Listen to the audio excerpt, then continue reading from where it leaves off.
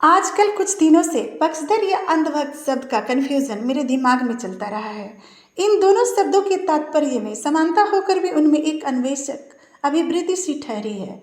एक ही सिक्के पर दो पहलू का विधान चिपका है ज्यों, एक जागृत और दूसरा जरा सुषुप्त। कभी कभी हम किसी विषय के पक्ष में होते हुए भी अभिव्यक्ति की उग्रता को बर्दाश्त नहीं कर पाते हैं और इसी असहिष्णुता की वजह से एक ही अंक से डाल छिटक जाता है। जैसे स्वतंत्रता संग्राम के दौरान एक ही उद्देश्य को लेकर बढ़ते हुए वतन के भाग्य सृजकों का दो दल बट गया था, गर्म दल और नर्म दल। इस संयोजन के लिए दरअसल मानवीय चेतना को प्रभावी कह सकते हैं। कोई विषय से अभिमुख होकर भी अपने स्वभाव वश ही अपनी भूमिकाओं में उतरना चाहता है। इस तरह भाव अभिप्रेरणा के अलग अलग युक्तियां हेतु दोषी कोई नहीं लगता। विषय का मुख्य उद्देश्य जिस रवैये से संरक्षित रह सके, निहायत ही वो युक्ति सराहनीय है।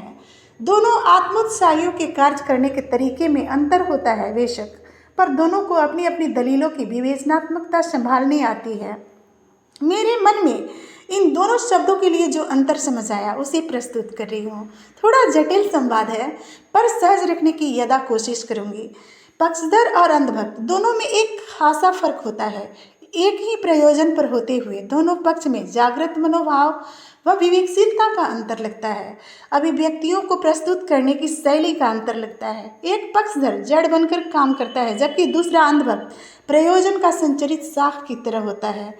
पक्षधर इंसान धैर्यवान होता है। वो आम विषय से अपनी अनुकूलता तलाशने में विचलित नहीं होता। दूध से दही, दही से विभिन्न उपक्रमों के बाद घी निकालने का सार एक पक्षधर इंसान का भाव है।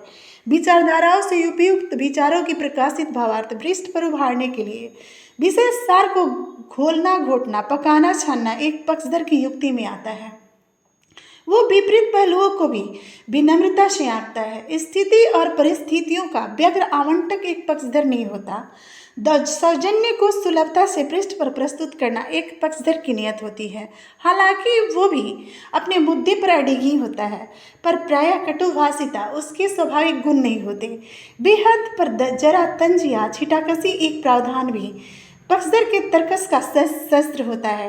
एक पक्षधर समयानुकूल प्रदर्शन के लिए स्थितियों से समन्वय करके उचित समय तराशता है, जबकि एक अंधभक्त अपने योग्य सरकार का पक्ष खुलकर सरेआम स्वीकारता है।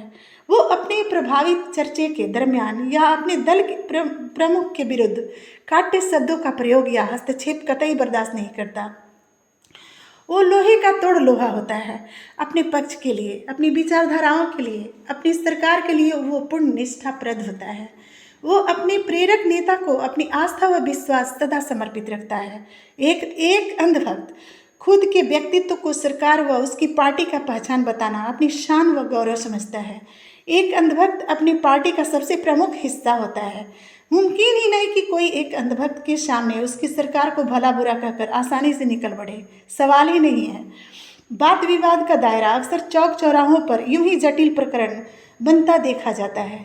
एक अंधभक्त में यूं कहे तो सब्र की कमी होती है, पर वो एक जागरूक नागरिक होता है। उत्साही बंदे अंधभक्त अपने प्रेरक सरकार के लिए हर पल हर क्षण होम होने को तैयार रहते हैं।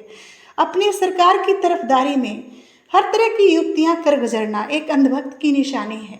अपने विपक्ष को जैसे भी लपेटे लेकर तोड़ने का प्रयास एक अंधभक्त की कारगुजारियों में शामिल होता है। एक अंधभक्त सोते जागते अपने इष्ट से पहले अपने ब्रांड को याद करना सदा अपना फर्ज समझता है और उनकी ऐसी ही क्रियाशीलता के दम पर एक हद तक पक्ष की बाउंड्री हमेशा पुख्ता व तैयार रहती है। एक बात और, एक अंधभक्त कभी भी अपनी सक्रियताओं का मोल व्यक्तिगत तौर पर नहीं चाहता।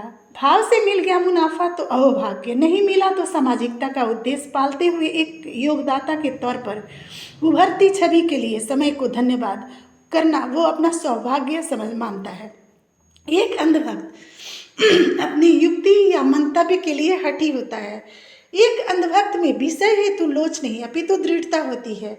यूँ कहें तो एक अंधभक्त की बदौलत ही एक हद तक प्रणेता का उद्देश्य कारगर होता है।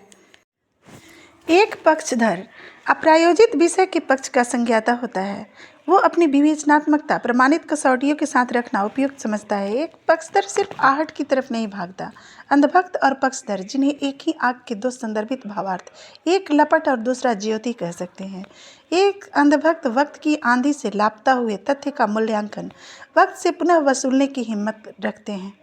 कड़वा नीम तिक्त प्रवृत्ति जैसा जो मधुमेह का शोधक होता है। यूं कहे, दुष्प्रयोजनों की दुष्प्रवृत्ति को ध्वस्त करने के लिए एक पक्ष ज्वर समान है तो दूसरा महामारी जैसा।